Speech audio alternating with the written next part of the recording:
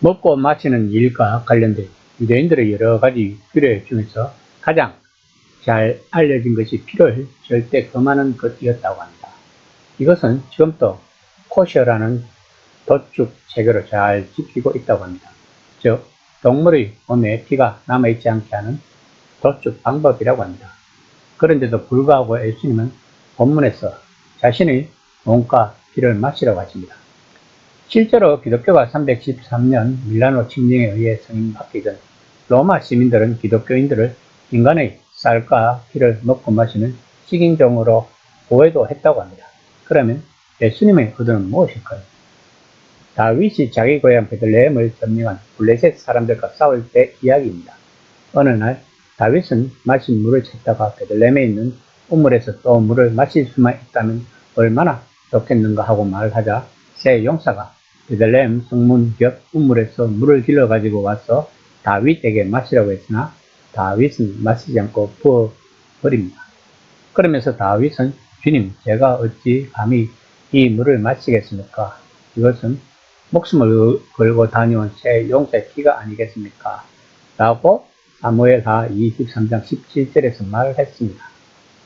다윗은 자기를 위해 죽음을 물어선 새 용사의 충정을 이용하는 것처럼 보이고 싶지 않았던 것입니다. 예수님은 자신을 먹고 마시라는 것은 피를 먹지 말라는 유대교의 율법을 어기라는 뜻은 아닙니다. 예수님의 의도는 다윗의 의도와 같은 것입니다. 다윗은 전우의 피를 마시지 않겠다. 다시 말해서 그들의 생명을 건 모험을 이용하지 않겠다며 거절했던 것입니다. 예수님도 참 메시아로서 다윗보다 훨씬 더 훌륭한 분이 되실 것입니다. 그분은 몸소 자기 생명을 거실 것입니다. 그분은 실제로 생명을 잃으실 것이고 그분의 전우들은 그 죽음에서 유익을 얻을 것입니다.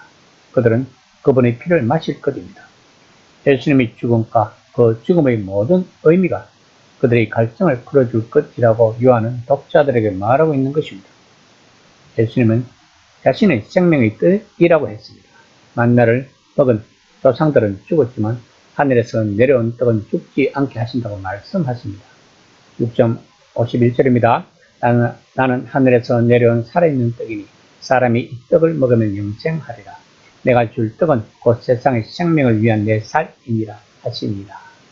예수님의 말씀을 들은 유대인들의 사이에서 어떻게 자기 살을 우리에게 주어 먹게 하실 수 있냐고 논쟁이 벌어졌습니다. 6장 53에서 54절입니다. 예수께서 이르시되 내가 진실로 진실로 너희에게 이르노니 인자의 살을 먹지 아니하고 인자의 피를 마시지 아니하면 너희 속에 생명이 없느니라. 내 살을 먹고 내 피를 마시는 자는 영생을 가졌고 마지막 날에 내가 그를 살리리니. 본문에서 먹고 마신다는 단어를 영적으로 해석해서 묵상, 예배, 감사의 간상 등 내면의 비물리적 사건을 의미한다고 생각할 수도 있습니다. 그러나 요한은 바울이 고린도전서 10장과 11장에서 말하듯이 실제로 물질을 먹고 마신다는 의미로 사용하고 있는 것입니다. 즉, 많은 논란이 있는 본문이지만 요한은 본문에서 예수님의 말씀은 성찬, 주님의 식사, 신자들이 먹고 마시도록 예수님의 몸과 피가 신비롭게 주어지는 성례를 가리킨다는 것입니다. 6장 56에서 58절입니다. 내 살을 먹고 내 피를 마시는 자는 내 안에 거하고 나도 그의 안에 거하나니 살아계신 아버지께서 나를 보내시매 내가 아버지로 말미암아 사는 것 같이 나를 먹는 그 사람도 나로 말미암아 살리라. 이것은 하늘에서 내려온 떡이니 조상들이 먹고도 죽은 그것과 같지 아니하여 이 떡을 먹는 자는 영원히 살리라. 예수님은 자신을 믿고 따르는 자들은 자신과 정말 하나가 되려면 자신의 살을 먹고 피를 마셔야 한다고 말씀하고 있는 것입니다.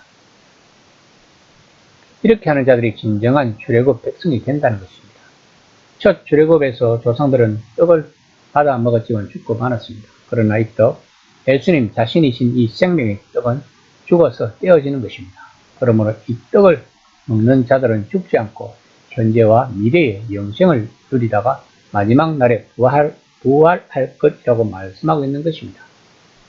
말씀이 육체가 되셨다면 예수님이 살을 먹고 피를 마신다는 것은 예수님의 말씀을 내 안에 받아들이는 것입니다. 이것은 성령의 역사함이 없다면 할 수 없는 일인 것입니다. 다시 말하면 우리가 행하는 성례전 또한 성령의 역사함으로 하지 않는다면 범신론적인 신비주의 우상숭배로 빠질 수 있다는 것입니다. 그러므로 진정한 믿음 없이 성례전에 참여해도 영원히 구원을 받을 수 있다고 생각하면 안 되는 것입니다. 믿음 없이 성령 없이 먹고 마시는 건 아무 소용이 없다는 것을 알아야 할 것입니다. 그러므로 성찬식을 할 때 예수님이 하신 말씀, 나를 기억하라. 이런 말씀을 잘 기행하고 있는지를 항상 숙고해야 할 것입니다. 이 시간 나는 성찬식에 참여하면서 무슨 생각을 하고 있는지를 한번 점검해보는 시간이 되었으면 합니다.